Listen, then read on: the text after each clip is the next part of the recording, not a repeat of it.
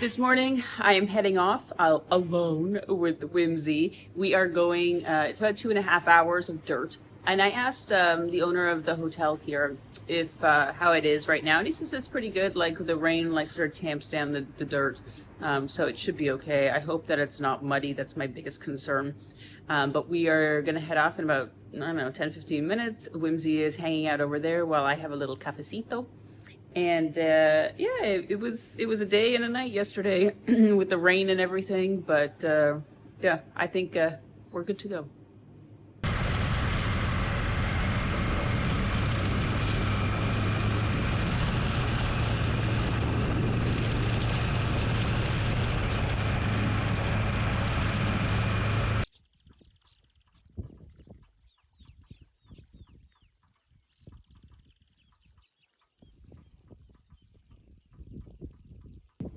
So I've been going for about an hour, and the road is okay.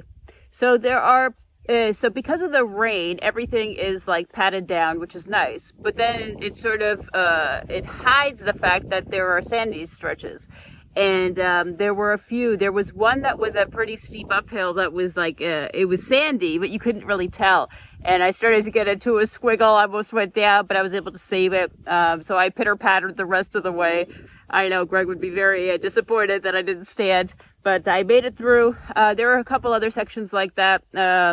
Whimsy has been a bit of a fuss, so she hasn't been helping on those stretches either.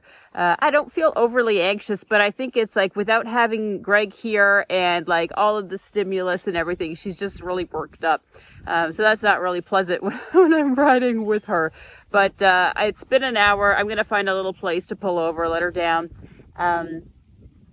Greg is going to be very jealous of me. This is like a birder's paradise. There are all these large birds that I've never seen before, like more even than we saw when we were in Brazil. There was even one that I tried to get a video of it, but they got a bit too far away from me. But it looks like a miniature version of the dodo bird that I love that they have in Uganda. And it's got like a really big beak. It's got long legs. It looks very cute. There were a whole bunch of them right by the water at one of these little bridges. I haven't seen those before. That was cool. And there are a bunch of tropical birds, like colorful and like big birds that like look like vultures, but they're not. All different types. And I saw a fox. So this was funny. I was coming up the road and I could see way up ahead that there was something. And I thought that they were like pylons. I thought there might have been a checkpoint because it wasn't really moving, but they had some sort of reflective on them.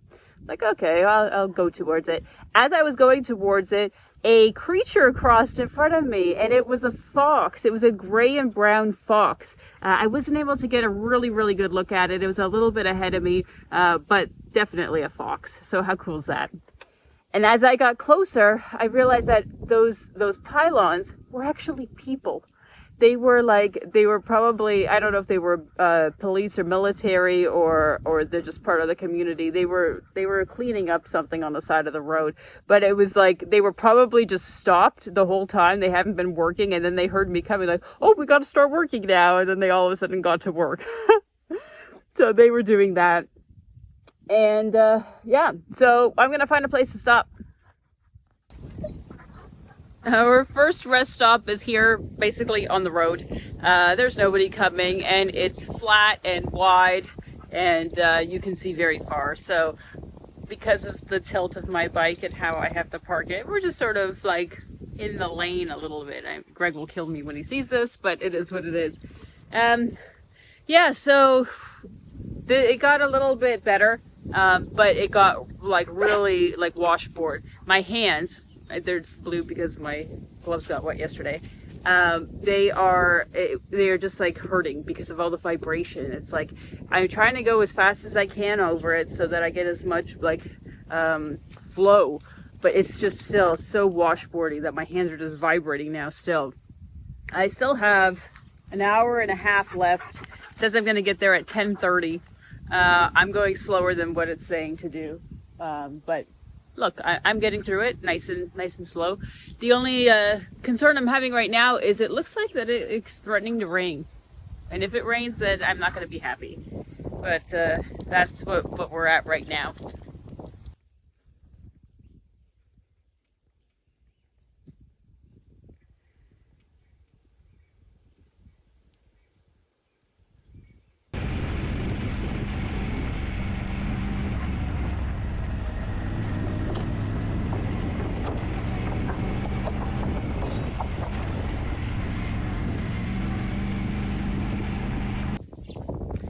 before I left San Matías, I went to the gas station. They had a gas station. And Bolivia has all of these issues with foreigners and gas, where there's only certain gas stations that will sell to foreigners at a really high price because the Bolivian government subsidizes the gas for their citizens, but everybody else needs to pay more. And only certain gas stations are like set up to accept it. So I went there, everybody was excited to see Whimsy, and they took photos, it was great. And then she told me that it was gonna be 8 Bolivianos per liter, which is like 4 times, I think, the amount that what the locals pay. And I said fine. And then she asked me where my bike was from first, and I said the United States. She went to her computer and she said there's only she said we can't give gas to people from the United States. I was like, what? And she's like where are you from? I'm like, I'm from Canada. And then she went and looked again, and then she came back. She goes, we only can give gas to Germany, France, Spain, and like a couple others, and Canada and the United States were both not on the list. She goes, are you German? And I said, yeah, Aleman. I said, my parents are, which is not true because they're Swiss. But yeah, so then she went and entered the information, and then she asked me to come over to the thing after she finished giving me the gas. I had to put my first and last name in. She put the plate number, and she said that I was from Germany. So I wonder if this is going to be a problem throughout. I don't know. I don't know why it was only limited nationalities that are allowed to get gas, but that's what happened.